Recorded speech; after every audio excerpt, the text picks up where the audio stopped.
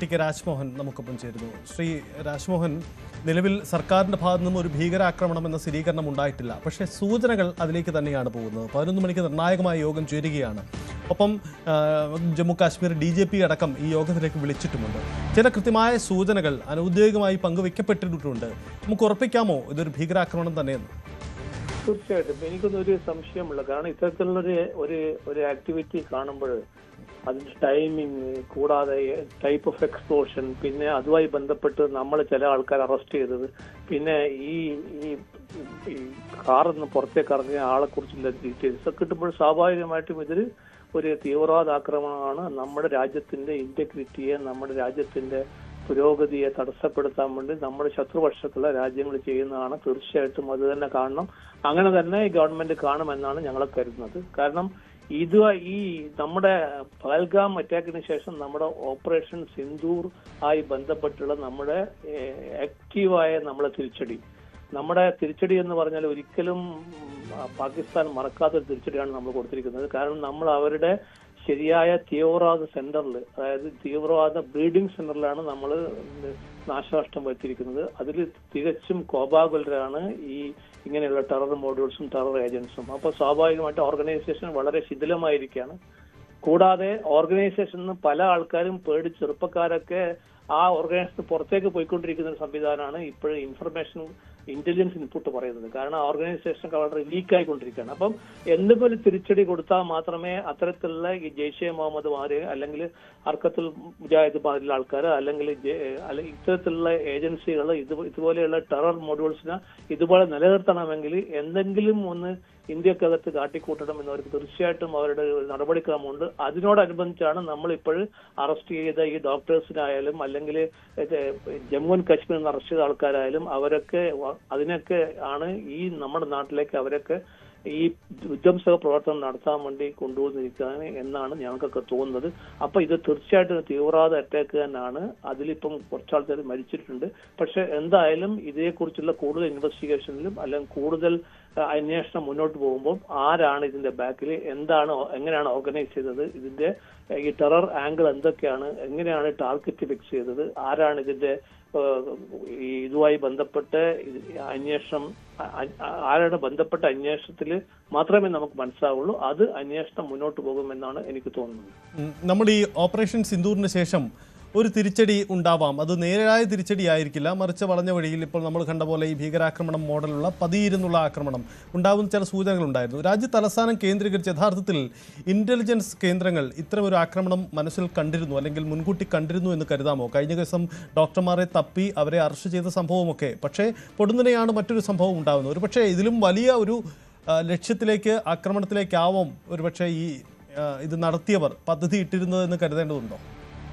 തീർച്ചയായിട്ടും ഞങ്ങൾക്ക് തോന്നുന്നത് അത് തന്നെയാണ്. കാരണം അവരിട്ട പദ്ധതിനെ ഒരു പരിധിവരെ നമുക്ക് ഡിസ്മാൻഡിൽ ചെയ്യാൻ പറ്റി എന്നാണ് എനിക്ക് തോന്നുന്നത്. കാരണം നമ്മുടെ അന്വേഷണ ഏജൻസികളുടെയും നമ്മുടെ ഇന്റലിജൻസ് ഏജൻസികളുടെയും ആ ആവിർഭാവം കൊണ്ട്, അവരുടെ ആക്ടിവിറ്റി കൊണ്ടാണ് ഇപ്പോൾ ഗുജറാത്തിലായാലും ഈ ഫരീദാബാദിലായാലും അല്ലെങ്കിൽ ജമ്മു ആൻഡ് കാശ്മീരിൽ ശ്രീനഗറിലായാലും ഇപ്പോഴുള്ള കുറെ ആൾ അറസ്റ്റ് ചെയ്തത് അവരുടെ ആക്റ്റീവായ ഇൻവോൾവ്മെന്റ് കണ്ടുപിടിച്ചുകൊണ്ട് മാത്രമാണ്. അപ്പം അത്തരത്തിലുള്ള ആക്റ്റീവ് ഇൻവോൾവ്മെന്റ് നമ്മുടെ ഇന്റലിജൻസ് ഏജൻസിയും നമ്മുടെ പോലീസും ഇന്റർസെപ്റ്റ് ചെയ്തുകൊണ്ടാണ് എനിക്ക് തോന്നുന്നു ഇതിലും വലിയൊരു സ്ഫോടനങ്ങളോ അല്ലെങ്കിൽ മൾട്ടി സ്ഫോടനങ്ങളോ അല്ലെങ്കിൽ വിവിധ സ്ഥലങ്ങളിൽ സ്ഫോടനം നടക്കാൻ സാധ്യത ഉണ്ടായിരിക്കാം. പക്ഷെ അതൊക്കെ ഇപ്പൊ നമ്മൾ ഒരു പരിധിവരെ കണ്ടെയ്ൻ ചെയ്യുമെന്നാണ് എനിക്കൊക്കെ തോന്നുന്നത്. അപ്പം അങ്ങനെ കണ്ടെയ്ൻ ചെയ്തുകൊണ്ടിരിക്കുമ്പോഴായിരിക്കാം ഫ്രസ്ട്രേറ്റഡ് ആയിട്ടുള്ള ഈ ഒരു പോർഷൻ, അതായത് ഈ പ്ലോട്ടിന്റെ ഒരു പാർട്ടി ആയിരിക്കാം ഈ കാറിൽ വന്ന് പെട്ടെന്ന് ഈ കാര്യം ചെയ്തത് എന്നാണ് ഞങ്ങൾക്കൊക്കെ തോന്നുന്നത്. കാരണം നമ്മുടെ പോലീസ് അറസ്റ്റ് ചെയ്ത ഈ ഫരീദാബാദിലത്തെ ആ ഡോക്ടറുടെ അടുത്തുനിന്നും അവരുടെ കൂട്ടാളികളുടെ അടുത്തുനിന്നും ലഭിച്ച സാധനങ്ങളുടെ വിവരങ്ങൾ ഇൻഫർമേഷൻ വരുന്നത് വളരെ ഭീതി ഉണ്ടാക്കുന്നതാണ്. അപ്പൊ അതുമായി ബന്ധപ്പെട്ട ആൾക്കാരായിരിക്കാം ഇവിടെയും ചെയ്തിരിക്കുന്നത് എന്നാണ് ഞങ്ങൾ കരുതുന്നത്. പക്ഷെ ഇൻവെസ്റ്റിഗേഷൻ മുന്നോട്ട് കൊണ്ടുപോയാൽ മാത്രമേ കാര്യങ്ങൾ വ്യക്തമാവുള്ളൂ. അതാണ് നമ്മുടെ ബഹുമാനപ്പെട്ട നമ്മുടെ ആഭ്യന്തര വകുപ്പ് മന്ത്രി പറഞ്ഞത്. എല്ലാ സ്റ്റോണും അണ്ണർത്ഥം ചെയ്യും, എല്ലാ കാര്യങ്ങളും ഡീറ്റെയിലായി ഇൻവെസ്റ്റിഗേറ്റ് ചെയ്ത് നമുക്കൊരു ആരാണ്, എന്താണ്, എങ്ങനെയാണെന്നുള്ള കാര്യങ്ങളൊക്കെ തീർച്ചയായിട്ടും അന്വേഷണത്തിന് മനസ്സിലാവും. അതിനാണ് നമ്മുടെ ഏജൻസി ട്രൈ ചെയ്യുന്നതെന്നാണ് തോന്നുന്നത്. അതിൽ NIA വളരെ ഇമ്പോർട്ടന്റ് ആയ ഒരു ആക്ടിവിറ്റി, ഒരു ആക്ഷൻ നടത്തും. അതിൽ അതിലെ എല്ലാ ഡീറ്റെയിൽസും മനസ്സിലായി കഴിഞ്ഞാൽ എവിടെയാണ് വീഴ്ച പറ്റി എന്ന കാര്യം കൂടി ഈ ഇൻവെസ്റ്റിഗേഷന്റെ ഒരു ഭാഗമായിട്ടുണ്ടാകും. അപ്പം അങ്ങനെ എന്തെങ്കിലും ഒരു ഇൻവെസ്റ്റിഗേഷൻ മുന്നോട്ട് കൊണ്ടുപോയാൽ മാത്രമേ നമുക്ക് പൊതുസമൂഹത്തിന് ഒരു കോൺഫിഡൻസ് കൊടുക്കാൻ പറ്റുള്ളൂ. അതാണ് ഗവൺമെന്റ് ചെയ്യും എന്നാണ് എനിക്ക് തോന്നുന്നത്. വളരെ നന്ദി ടി.കെ. രാജ്മോഹൻ പ്രതികരിച്ചതിന്. എന്തായാലും എല്ലാ തരത്തിലും ഇത് ഭീകരാക്രമണമെന്ന് സ്ഥിരീകരിക്കാൻ കഴിയുന്ന ഔദ്യോഗിക സ്ഥിരീകരണം മാത്രമാണ് വരാനുള്ളത്. ബാക്കിയെല്ലാം ഉറപ്പിക്കാൻ കഴിയുന്ന നീക്കം തന്നെയാണ്. എം ജി മിഥുൻ തുടരുന്നുണ്ട്. മിഥുൻ, നമുക്ക് ഇതുവരെയുള്ള ഈ സംഭവങ്ങളെ ഒന്ന് ക്രോഡീകരിച്ചാൽ നടന്നത് എങ്ങനെയാണ്? രാജ്യ തലസ്ഥാനം കേന്ദ്രീകരിച്ച് ഒരു ഭീകരാക്രമണ പദ്ധതി ഇട്ടിരുന്നു എന്ന ചില വിവരങ്ങൾ ഇന്റലിജൻസ് കേന്ദ്രങ്ങൾക്കുണ്ടായിരുന്നു. പക്ഷേ അതിനെ തടയാൻ കഴിഞ്ഞില്ല. അത് സംഭവിച്ചു പോയി. അതിലെ സുരക്ഷാ പിഴവൊക്കെ വരുന്ന മണിക്കൂറുകളിൽ നമുക്ക് പിന്നീട് പരിശോധിക്കാം. എന്തായാലും ഇപ്പോൾ അന്വേഷണം നടക്കട്ടെ. ഇതിൽ ഈ സംഭവം ഇന്നലെ വൈകിട്ട് ഉണ്ടാകുന്നു. അതിനുശേഷം ഇതുവരെയുള്ള നടപടിക്രമങ്ങളെ നമുക്ക് എങ്ങനെ ഓർത്തെടുക്കാം? സജിത്ത്, അതായത് രാജ്യത്തിനെ നടുക്കിയ തരത്തിലുള്ള ഒരു സ്ഫോടന പരമ്പരയ്ക്ക് തന്നെയായിരുന്നു, നടുക്കുന്ന തരത്തിലുള്ള ഒരു സ്ഫോടന പരമ്പരയ്ക്ക് തന്നെയായിരുന്നു ഈ സംഘം ലക്ഷ്യമിടുകയും ചെയ്തത്. അതിൻ്റെ മുഖ്യ ആസൂത്രകൻ എന്ന് പറയുന്നത് ഉമർ നബി എന്ന ഡോക്ടറാണ്. അതായത് ജമ്മു കാശ്മീർ പുൽവാമ സ്വദേശിയായിട്ടുള്ള ഉമർ നബി എന്ന ഡോക്ടറാണ് എന്ന ഒരു നിഗമനത്തിലേക്ക്, ഒരു പ്രാഥമിക നിഗമനത്തിലേക്ക് ഇപ്പോൾ അന്വേഷണ സംഘം എത്തുന്നു എന്നുള്ളതാണ്. അതായത് അനന്തനാഗ് ഹോസ്പിറ്റൽ കേന്ദ്രീകരിച്ചാണ് ഈ ഗൂഢാലോചന നടന്നത് എന്ന രീതിയിലേക്ക് ഈ അന്വേഷണം എത്തുകയും ചെയ്യുന്നു.